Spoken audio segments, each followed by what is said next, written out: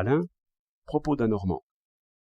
Ce matin, j'ai vu un chien qui hurlait, et ce hurlement qui montait d'une octave à sa fin ressemblait assez à ce hurlement de la, do, si, do, que l'on décrit communément comme signe de la rage. Pendant que je me faisais ces remarques, le chien était déjà loin, hors de ma vue, hors de mon atteinte, porteur d'horribles maux peut-être. Il n'y a point dans les contrées sauvages de bête féroce qui soit aussi redoutable pour l'homme que le chien l'est chez nous. Car, par nos idées, par notre prudence même, la morsure d'un chien enragé est le commencement d'une torture d'imagination sans remède. Un homme qui craint pour lui-même, qui guette, qui attend quelques symptômes de cette effrayante maladie, est plus à plaindre sans doute que celui qui est déjà dans les convulsions. On devrait donc craindre bien plus un chien qu'un lion, purger les rues de tous ces chiens en liberté, et même de tous ces chiens sans muselière, qui, quoique tenus en laisse, n'en sont pas moins capables de mordre.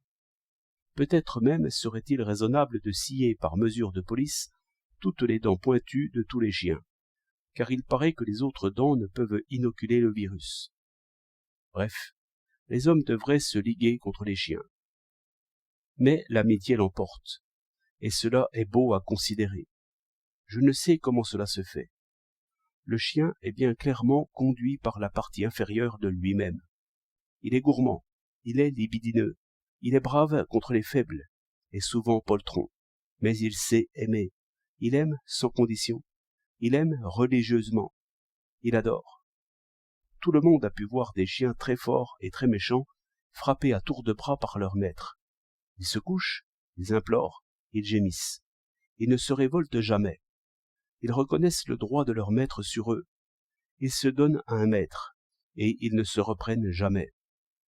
Même après un long temps, ils reconnaîtront encore leur premier maître, et, si les deux maîtres se présentent en même temps, le chien va de l'un à l'autre, comme s'il n'avait aucun moyen de se délier lui-même de ses serments, ni de les faire annuler par qui que ce soit. Ces traits sont bien touchants. Ils le sont d'autant plus que cet ami parfait est très peu raisonnable.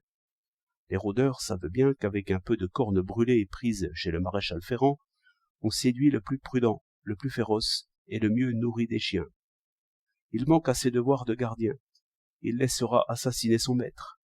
Mais il aime son maître présent avant tout, et plus que tout.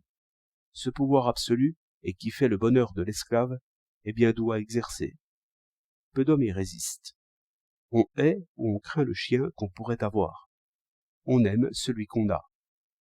Par où l'on voit la merveilleuse puissance du plus petit mouvement d'amitié.